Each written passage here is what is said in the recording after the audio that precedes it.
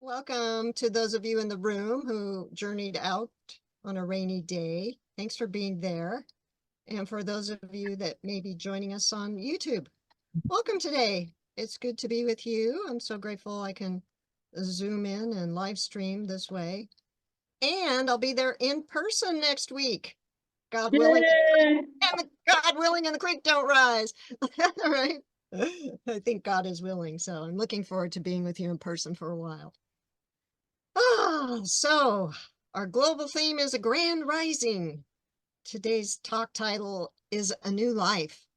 And we are living in a new life. I know this life that I'm living today is quite different than the one I grew up in.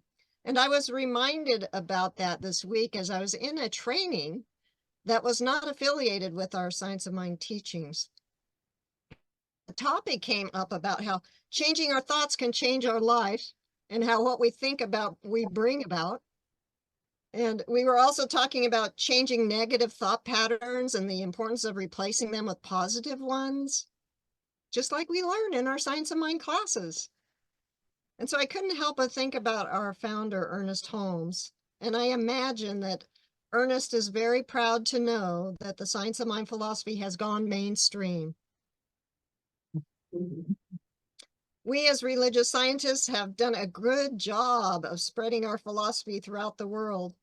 And this has contributed into helping humanity wake up to their spiritual magnificence, recognizing that we are all powerful spiritual beings and that we can not only create a better life for ourselves, but also in so doing, we create a better life for all because we are all connected. So I know that we are living in amazing times. All of us are experiencing what is happening in the world on some level because we're all connected. So whatever is going on, whether it's on the other side of the world or in our own backyard, we are being affected by it in some way, whether we're consciously aware of it or not. So an important question to ask ourselves is, what thoughts do you tend to tell yourself about life these days? Do they tend to be positive or negative thoughts? Are they coming from fear or are they coming from love? I just want to remind us that we're certainly not responsible for everything that happens in our life, but we are accountable for the atmosphere of our thinking. You've probably heard the term about having stinking thinking. I wonder if anyone else besides myself has noticed that when you're having stinking thinking, life tends to not go as well as you'd like. Anybody else? It's so important that we stay on track with our spiritual practices to support our own well-being. Then we can be better equipped to support others when they need it. And we all need support these days at some point, right? Changing the world is not for the faint of heart. The challenges in front of us as humanity may seem overwhelming or impossible, but let us remember, all things are possible in God. Another way of saying it is this quote by Emerson: "Let us take our bloated nothingness out of the path of divine circuits." Because when we do, we allow the power and love of spirit to express itself as us, and miraculous things happen. As the master teacher Jesus is quoted as saying in John chapter 14, verses 10 through 12, "Believest thou not that I am in the Father, and the Father in me? The words that I speak unto you, I speak not of myself, but the Father that dwelleth in me, he doeth the works." And we often say something similar, right? That we are living in God and God is in us. And it is that power of God that moves through us that helps bring a new life, a new day, a new world. We are co-creating that together by that one power and that one presence. There really is only one of us. So how do we create a new life? Well, in addition to changing our stinking thinking, We do it by the power of decision. One of the greatest books I've ever read is by Raymond Charles Barker, The Power of Decision. And that was in one of the Science of Mind classes I took early on in practitioner training. And it really has made a big difference in my life. So we have the power to choose which way our life proceeds right from where we are now. Whatever happened in the past is gone. I spoke about this last week, that the past is not precedent, right? We get to learn from the past and take what we've learned and do things differently from this point on. As we continue moving toward our vision of a world that works for all. Our whole life can change by making one powerful decision. Some of you may know that this past week I was blessed to be able to celebrate 9 years of sobriety. Years ago, I drank to not feel. But it was after choosing to stop participating in that alcohol addiction that I went through some of the most difficult experiences of my life. And I can tell you that doing it sober was challenging. But it was so much better in every way than choosing to drink through those difficult times. I wouldn't trade it for the world. Gratefully, I have a spiritual foundation upon which to stand and a great support network to lean on when things feel hard. I know that the 12 steps in Science of Mind are a great combination for many of us on our spiritual journeys. When do things feel the hardest for you in your life? I don't know about you, but for me, things feel hard if I begin to slack off with my spiritual practices. And I'm a human being, so that happens sometimes. But that is my clue to get myself back on track. I invite you to think about what happens for you to remind yourself to get back on track with your spiritual practices. So the question is, what is ours to do to participate in a grand rising this year? Well, as a spiritual community, we are in the process of attracting our next senior minister. So the question is, who do we need to become as individuals to attract what we want for our center? What stinking thinking pops up if we get into fear about our future as a center? If those things do pop up for us, then we are being given the opportunity to let go of fear. What beliefs do we need to reaffirm for ourselves if these things show up? Fear is a natural human response, so we can be compassionate with ourselves when we notice that we've gone there. I like to think of fear as a friendly reminder or a guidepost to point us back to where we need to be to get back to that place within ourselves where we can once again feel our connection with the power and presence that moves, breathes, and lives life through us as us. We are the love that God is, and without it, we would not exist. The good news is we can never lose this connection, for we are one with it, and it is us. How comforting to know this.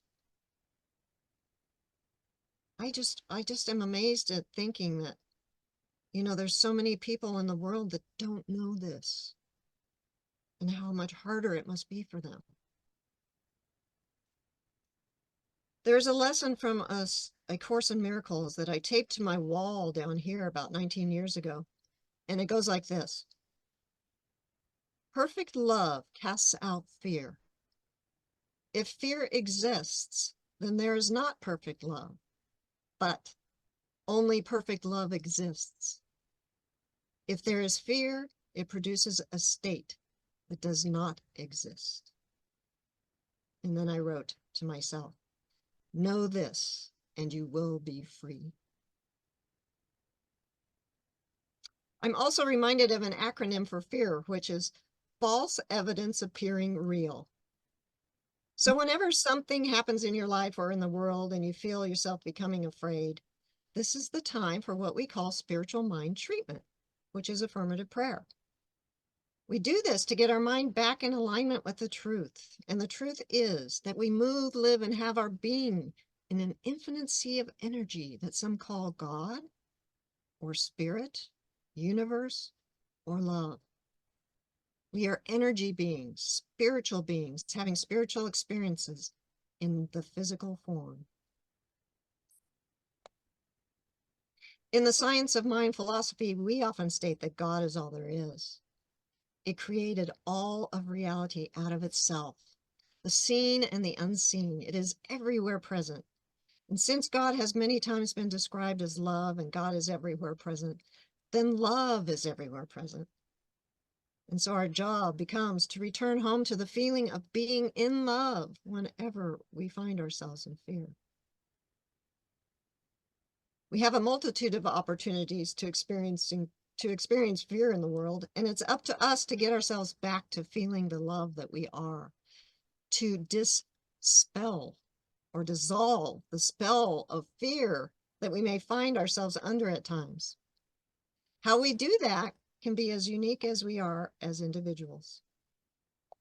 Prayer and meditation may not work as well for you as just being in nature or taking a walk in the woods, or taking a paddle on the lake, or lying on the earth watching the clouds go by.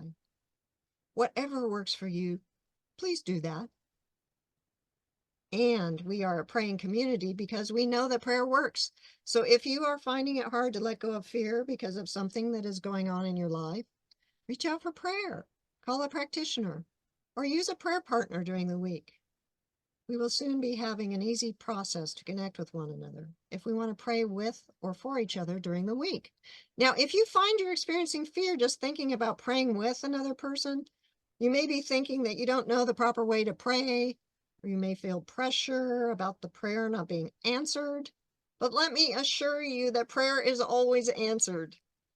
Whenever we speak our word with feeling into the law always responds. It's the law. It's the law of cause and effect. It may not show up exactly like we prayed it would, but rest assured that whatever is for our highest good will be the outcome. That's why we often say this or something better when we pray, because Spirit may have a grander vision for our life than we have even thought of yet. You've probably heard the saying, we make plans and God laughs. I love that one. How many of us have made a plan that we were really excited about and we were really looking forward to having the experience at a certain time? We even put it on the calendar on a certain date, but then seemingly out of the blue, something totally unexpected happens, which totally changed the plan that we were so excited about. It's happened to me many times in my life, but I've always been able to look back at some point and see that whatever was that did happen or didn't happen was for my highest good. How many of you have had that experience? Thank God, right? So when praying, as a reminder, stay open at the top. Don't be attached to the outcome. Just know that the highest and best is always occurring. I love to live by this motto. The whole universe is conspiring for my highest good. Doesn't that feel great? Can you believe it? The creator of all life doesn't want the highest and best to occur only for the chosen ones, whoever they think they are. We are all the chosen ones, and we are the choosers. As spiritual beings, we chose to come here to live this life at this time on our beautiful planet. Collectively, we are birthing a new life, and that can feel painful and be quite messy, but we will get through it. All the systems that no longer serve our highest good are falling apart right now, and a new life is emerging. We may not know what it's going to look like or the details of how something greater will emerge, but rest assured, dear ones, it is happening, and we are all part of a grand arising. Each day when we open our eyes, let's give thanks for being able to live again this good God day. Give thanks for all your blessings. Do whatever works for you to get in touch with that part of yourself that is your highest self with a capital S. You are spirit. filled with the same power and intelligence that created the universes. You are here on purpose. Your life is holy because you are part of the Holy One. So my call to action this week is to think of someone whose life you can contribute to make it just a little better. Or perhaps a group of people or animals, or do something that contributes to the health of yourself and to the health of our Mother Earth. Donate some money or your time to a good cause. And if you're feeling powerless to help someone or a group of people who may be being persecuted or being killed in wars, remember, there is always something that you can do, and that is to pray. And prayer is powerful. Pray for the highest and best for everyone in every situation. Pray for your friends, your family, and as Jesus is quoted as saying in Luke, "But to you who are listening, I say, love your enemies. Do good to those who hate you. Bless those who curse you, and pray for those who mistreat you." So that's an up-leveling we're being called to do. Let's up-level our spiritual practice this year. Each day as we arise, let's remind ourselves of what our founder, Ernest Holmes, said. There is a power in the universe greater than you are, and you can use it. Let us use this universal power to take our rightful place in the world, knowing ourselves as the magnificent, powerful, spiritual beings that we are. Let us do what we have come here to do. Each day that we arise, let's be the change that we want to see in the world. Let's use the power of our word to bring forth into manifestation a life that honors all people and all of life, because we know that what we think about and what we speak about, we bring about. Let us remember that we are the love that God is. Let's go out and magnify that love by giving it away to everyone, everywhere, because love is expansive. The more we give, the more we have to give. Let's loose the bonds of fear that have held humanity in its grip for way far too long. Let's light up the world with his love as we play our part in a grand rising by creating a new life that begins right here, right now, today, within our own consciousness. Namaste.